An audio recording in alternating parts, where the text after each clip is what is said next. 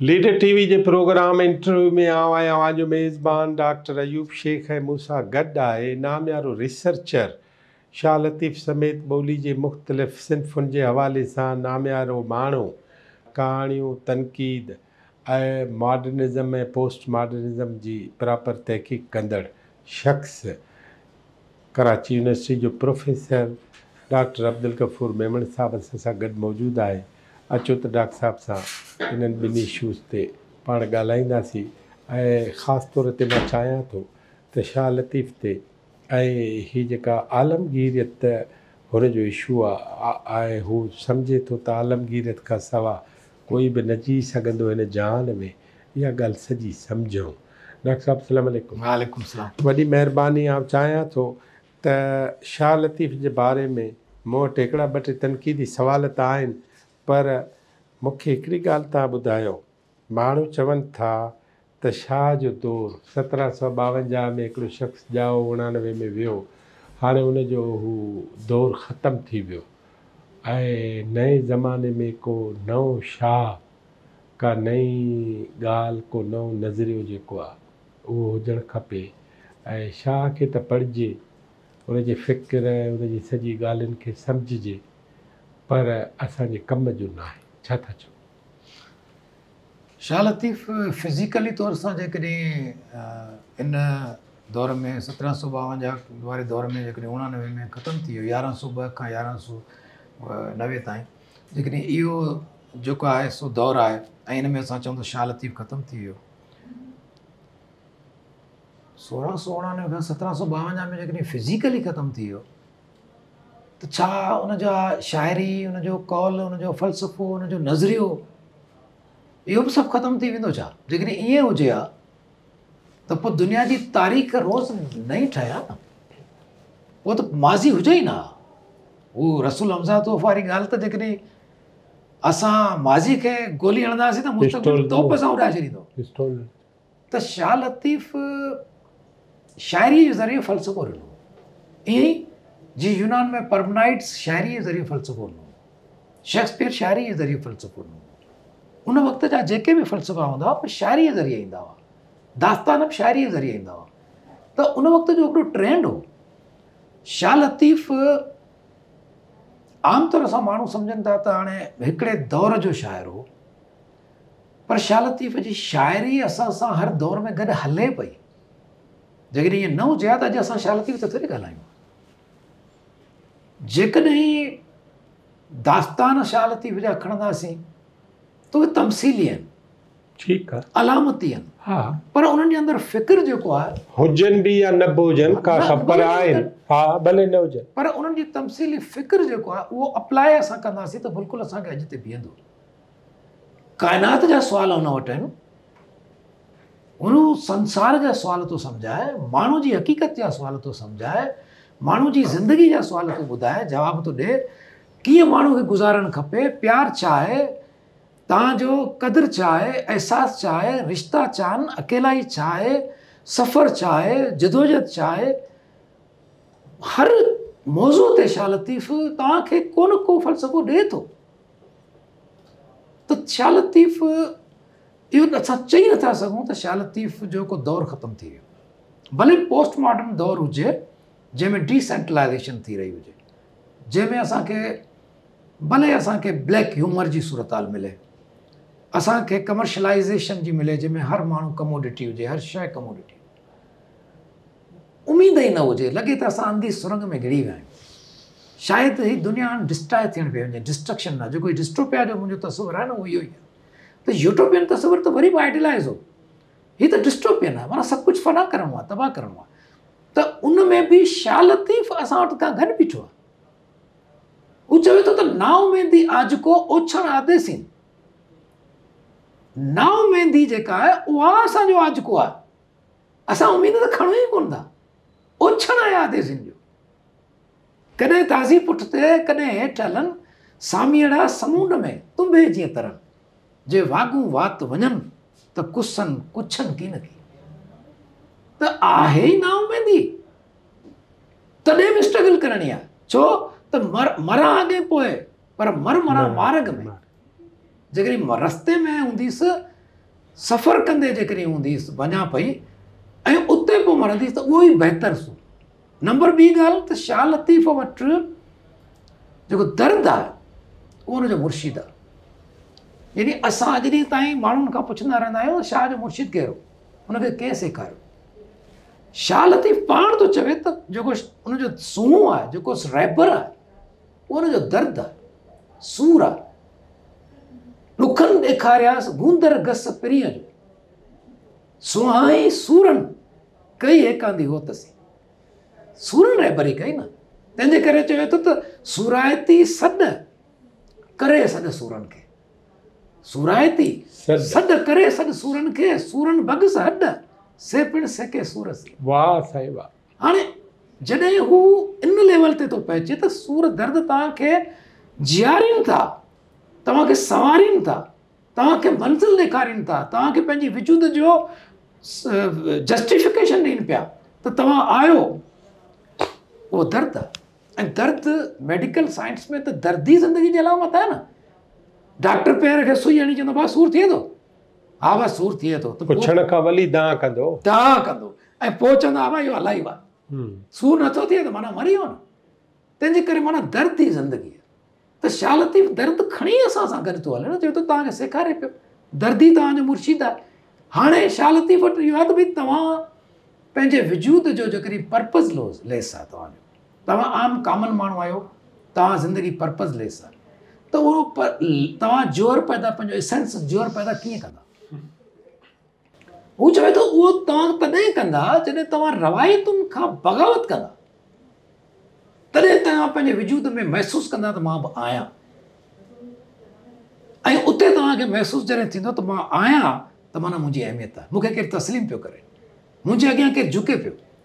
मसलन मारवी खे जॾहिं क़ैद में खयो थो वञे, तमसील में आहे त मारवी उमिरि वटि क़ैद में आहे। हाणे उते मारवी थी चवे त सखर सही ॾींहं जे मूं गारिया बंद में।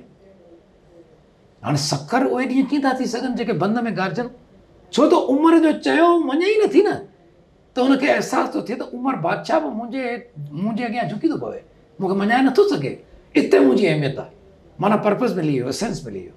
ऐं उते हू चवे थी त सखर सही ॾींहं जे मूं गारिया बंद में, वसाए मूं वॾ पुड़िया मथे माड़ीनि मींहं, वाजाईंदे विसाल खे थियसि तहिवारूं तीअं, नीअर मुंहिंजो नींहुं उजारे अछो कयो। जेको नीअर मूंखे पइजी वियो न, उन मुंहिंजे नींहं खे वधीक उजारे छॾियो। यानी मूंखे क़ैद बंदि जूं सलाबतूं जे मुंहिंजे मथां जेके आयूं, उन्हनि मुंहिंजे नींहं खे वधीक उजारे छॾियो। मुंहिंजो प्यारु अञा जीअं जीअं सख़्तियूं थियूं तीअं तीअं नशा नींहं जा पिया थियनि। त इहो वजूद जो जस्टिफिकेशन वारो पहलू जेको आहे उहो मज़ामत आहे।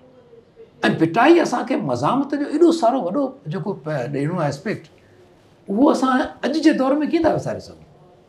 असां कीअं था चई सघूं त बिटाई उन दौर जो हो सूफ़ीज़म जो फ़लसफ़ो न, सब्र सहिब करियो बसि, ईअं न आहे।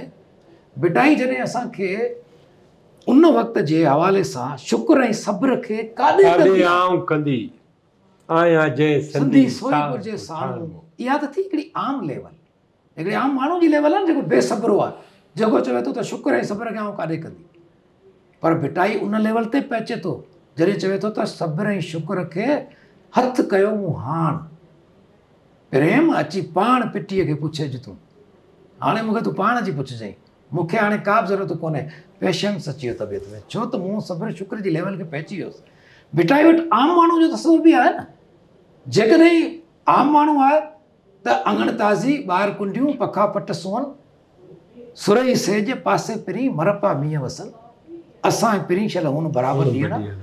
पर जेकॾहिं अञा मथे होरा खुराक अथसि, मां बात तबियाती सुवाल अथसि, हू काइनात खे संसार खे ॼाणण थो चाहे, त पोइ चए थो त जे भाई त जोगी थिया, त पोइ तमां छॾ तमां ॻोल्हा जे ग़ुलामनि जा तिन जो थी ग़ुलाम, त नांगा तुंहिंजो नां लिखिजे लाउतीन में। इहो ॿिए मंज़िल आहिनि न, त हू हर मंज़िल में तव्हां सां गॾु थो हले न। पर हिकिड़ी ॻाल्हि ॿुधो न, इहा ॻाल्हि ठीकु आहे, अहसासु हुजे, ज़िंदगी हुजे, गुज़ारणु हुजे, ॾुखु हुजे, ॾुखनि सां मोह ॾियणु हुजे, मुज़ाहिमत हुजे, उनजो इज़हार हुजे, उन सां गॾु हलिजे, ऐं नव नीअर 10 ॾामड़ियूं 15 पैद पियासि, उहो सभु ॻाल्हियूं ठीकु आहिनि।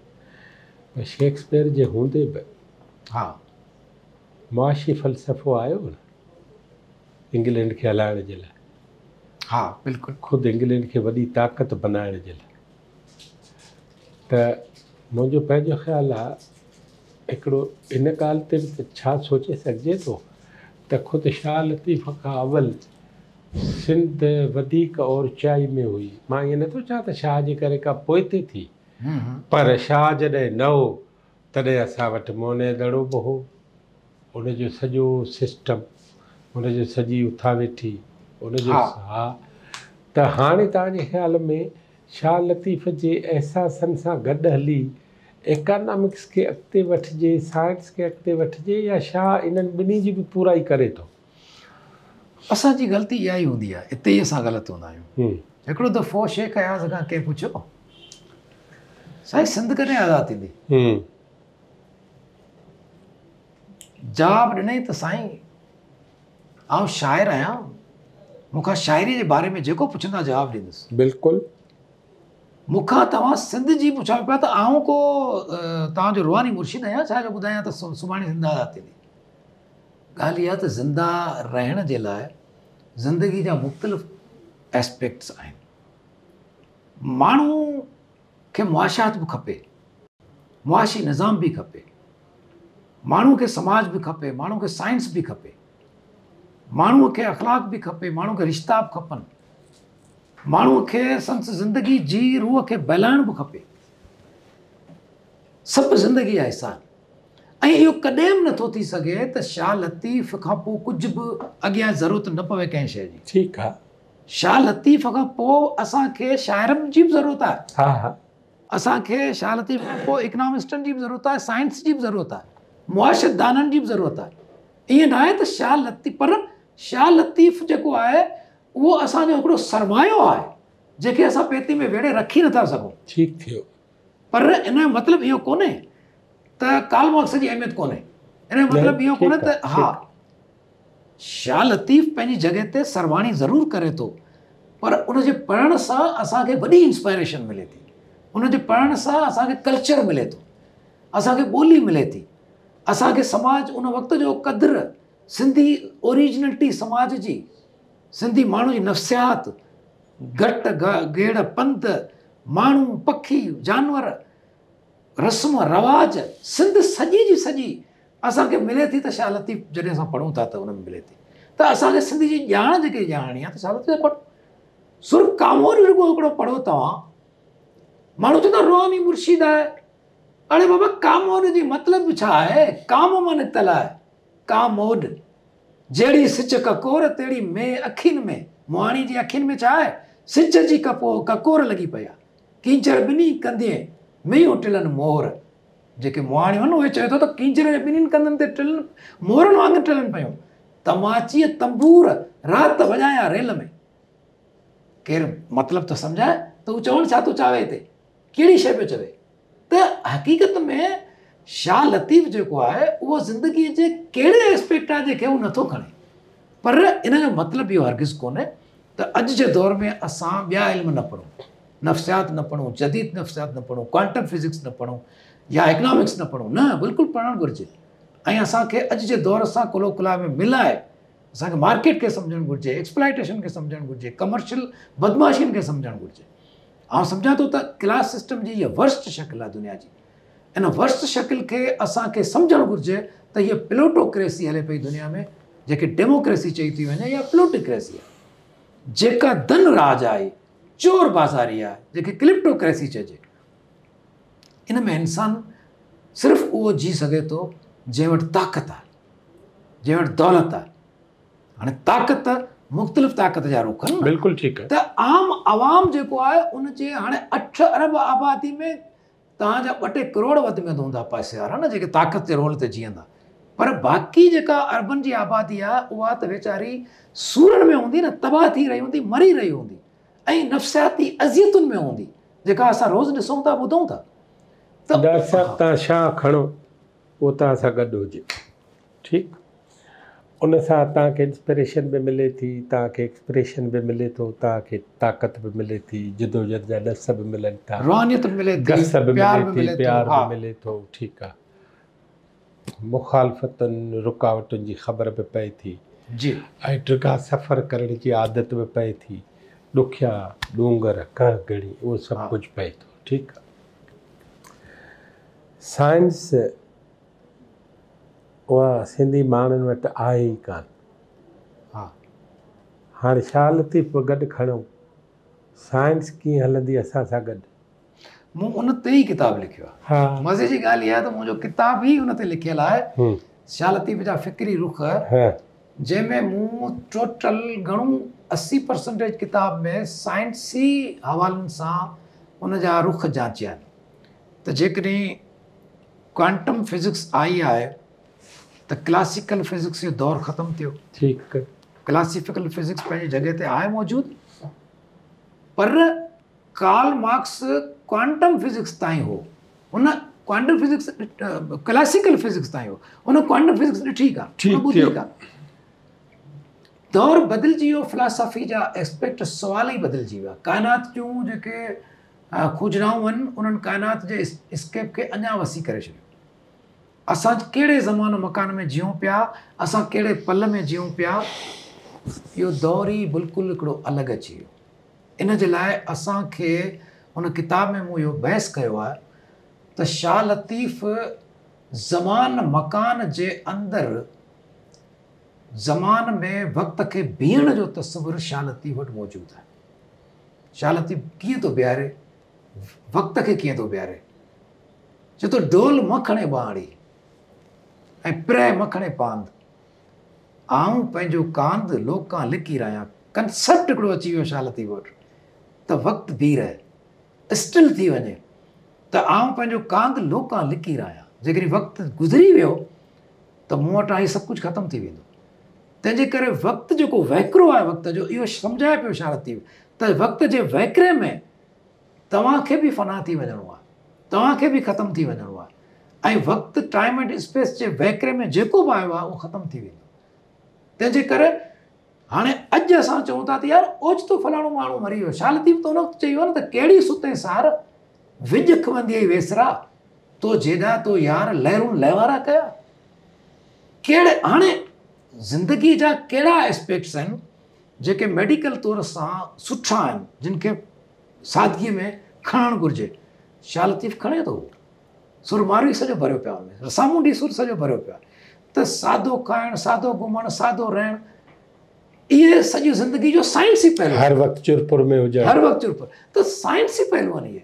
त अहिड़े तरीक़े सां शाह लतीफ़ वटि जेकॾहिं असां ॾिसूं था त फिलोसॉफिकल एस्पेक्ट अॼु जा कहिड़ा आहिनि, साइकोलॉजिकल एस्पेक्ट कहिड़ा आहिनि, त मूं हुन में इहो कयो आहे त जेके अॼु असां चऊं था न त IQ मज़बूत तरीन कहिड़ी शइ आहे, जंहिंजी IQ वधीक आहे उहो ॾाढो होशियारु माण्हू हूंदो आहे, आइंस्टाइन जी IQ हुई, पर चवनि था त IQ आइंस्टाइन जी हुई कान, उनजी EQ हुई। मेहनती वधीक। ठीकु आहे न। त 70 तक़रीबन क्वेश्चनर पैदा थी चुकियो आहिनि, हींअर ॻोल्हे चुका आहिनि त EQ, IQ खां पोइ EQ, तंहिंखां पोइ SQ, तंहिंखां पोइ PQ, इहे केतिरियूं आहिनि। शाह लतीफ़ वटि सभई क्वेश्चनर मौजूदु आहिनि। वाह।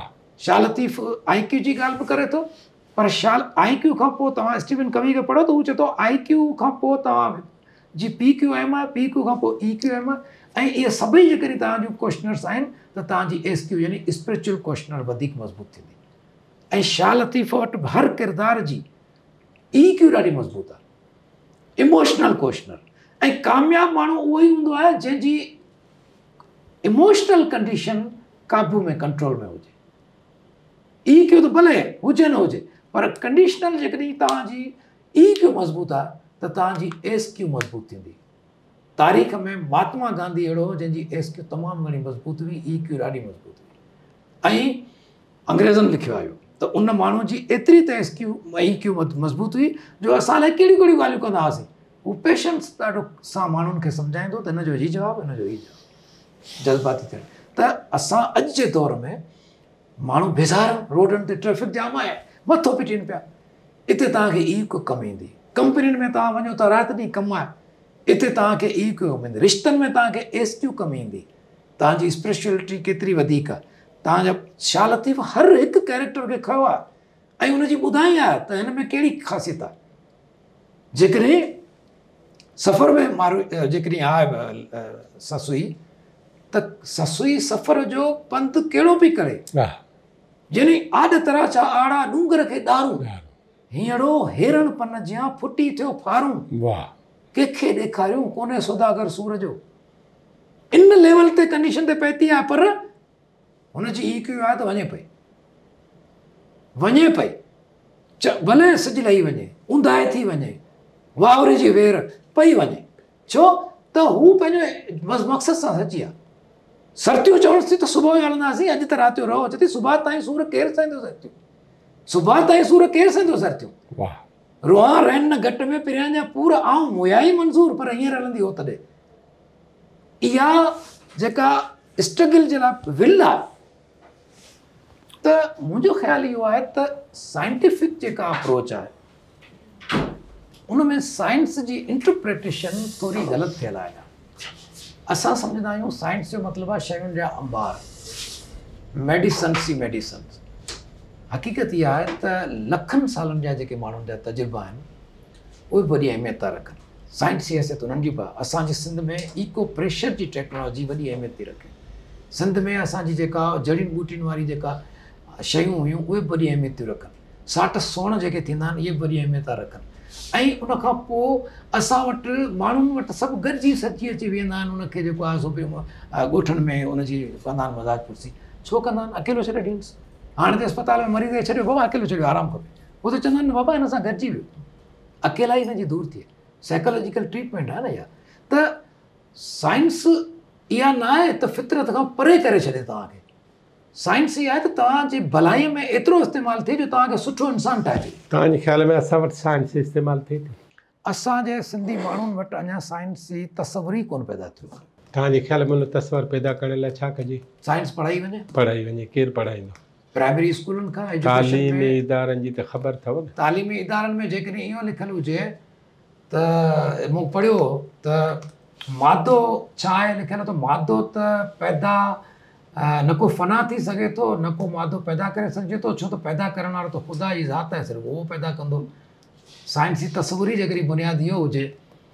हितां खणिजे अची हाणे छा कजे त ॻाल्हि इहा आहे त असांजे नसाब खे तब्दील करण जी ज़रूरत आहे साइंस खे अलॻि करिणो आहे मज़हब खे अलॻि करिणो आहे फेथ अलॻि आहे रिसर्च अलॻि आहे फेथ त ॾिठो उहो त धार शइ आहे फेथ अलॻि आहे न त फेथ खे मैच साइंस सां करण जी ज़रूरत न आहे साइंसी तइलीम तव्हांजी मटीरियलाइज़ तइलीम आहे मैटर जी तइलीम आहे तव्हांजे ॿाहिरि जे तमामु जेको काइनात जे तजुर्बनि जी तालीम उनजी तालीम आहे न तव्हांजे स्पिरिचुअलिटी जे लाइ जेकॾहिं फैथ जी ज़रूरत आहे त फैथ जी तालीम अलॻि ज़रूरी आहे पर तव्हांजे ख़्याल में वॾनि जा रवैया हिन में कमु ईंदा घर जा ईंदा कमु बिल्कुलु ईंदा उहे छा कंदा स्कूल ते असर अंदाज़ कीअं थींदा न उहो निसाब ते कीअं थींदा निसाब जेको आहे उहो त कमु वॾनि जो कोन्हे पहिरीं त ॻाल्हि न पर उनजो प्रेशर त हुजे न हा असांजो प्रेशर त आहे ई कोन असांजे माण्हुनि वटि ॾिसो जेका मौजूदा सूरत हाल आहे न उहा कंफ्यूजन जी सूरत हाल आहे जंहिंमें हर माण्हू कंफ्यूज़ आहे त यार अलाए केरु सही आहे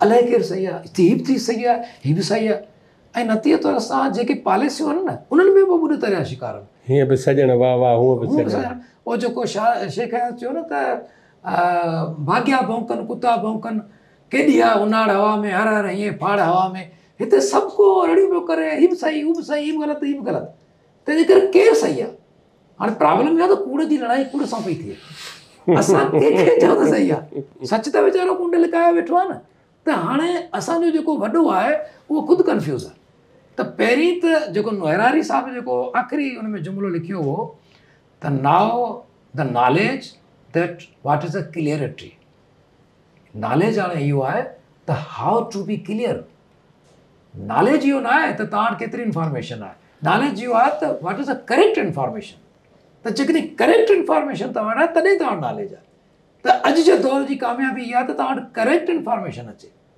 ऐं उहा असांजे वॾनि खे उन कन्फ्यूजन मां कढण जे लाइ असांखे वॾो किरदारु हाणे अदा करणा पवंदा ऐं उन जे लाइ जेके अथॉरिटीज़ आहिनि उन्हनि खे पंहिंजे नसाब खे तब्दील करणो उन्हनि खे नंढे हूंदे खां ॿारनि खे साइंसी तालीम ॾियणी पवंदी मेडिकल तालीम ॾियणी पवंदी सम्झाइणो पवंदो त बाबा हीअ तस्वुरु आहे साइंस जो साइंस में हे रूल थींदा आहिनि हे जेको आहे सूल साइंस में थींदा आहिनि फलाणे जी थ्योरी आहे त इहे बुनियादी शयूं आहिनि जेके माण्हुनि खे ॾियणु घुरिजनि।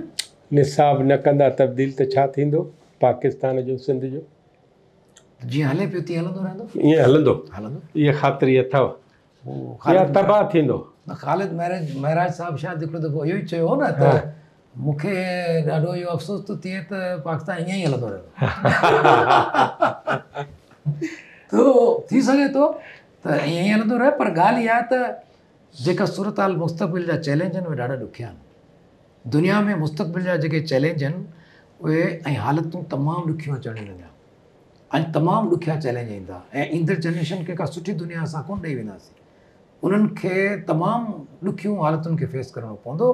तंहिंजे करे तयारी जेकॾहिं न हूंदी त इहे सभु पीसिजी वेंदा माण्हुनि खे। आख़िरी पैगाम ॾियो। माण्हुनि जे लाइ पैगाम इहो आहे त मूं जेका ॻाल्हि कई हींअर त हर ॻाल्हि ते एतबार न करियो। रील ऐं रियल खे फ़र्क़ु सम्झो। अफ़वाहुनि ते कन न ॾियो, छो त हीउ प्रोपगंडा जो दौरु आहे। कूड़ ऐं सच में हींअर फ़र्क़ु ई न रहियो आहे, बल्कि सच जी सुञाणप ई कूड़ बणिजी विया। तंहिंजे करे हाइब्रिड कल्चर जे अंदरि तव्हां पंहिंजनि रवैयनि खे न बदिलायो, रिश्तनि जो क़दुरु करियो। रिश्ता तमामु घटि मिलंदा आहिनि। ज़िंदगी मुख़्तसिर आहे ऐं रिश्ता जेके आहिनि उन्हनि जी अहमियत आहे वॾी, क़दुरनि जी अहमियत आहे, अख़लाक जी अहमियत आहे।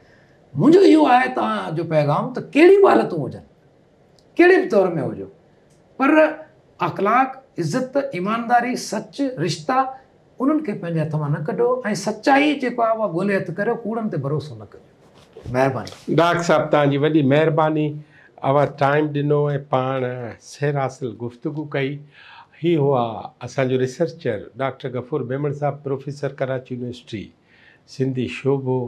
ऐं डॉक्टर साहिबु जेको आहे न उनखे साइंस खपे थी पर आहे कान, सच खपे थो पर आहे कोन, माण्हू खपनि था पर आहिनि कोन, पढ़ाई खपे थी पर आहे कान।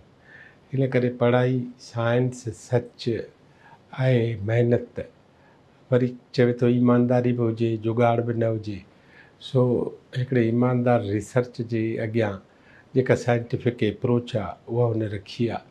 मुंहिंजो पंहिंजो ख़्याल बि इही आहे त असांखे महिनत करणी पवंदी हिन दुनिया में। जे असां महिनत नथा कयूं, साइंस जा तरफ़दार नथा थियूं ऐं शाह लतीफ़ जी ससुई वांगुरु मुसलसिल महिनत नथा कयूं ऐं जिदोजहद में नथा पऊं, ॾींहुं राति हिकु करे पंहिंजे नस्ल खे गॾु खणी ऐं सॼियूं ॻाल्हियूं नथा ॿुधायूं त असांजो हाल इहो ई हूंदो जेको अॼु आहे ऐं अॻे खां बि ख़राबु थी वेंदो। इन करे बहितर आहे त बहितर थियूं। हिकिड़ी तमामु वॾी ॻाल्हि डॉक्टर साहिबु कई त अॼु कूड़ खे कूड़ पियो पाले। अचो त सच जेको आहे उहो कूड़ खे वाखो करे ऐं सच पंहिंजे नस्लनि ऐं रिश्तनि खे पाले। लीडर टीवी में वरी कंहिं ॿिए महिमान सां गॾु हूंदासीं। अव्हांजी वॾी महिरबानी।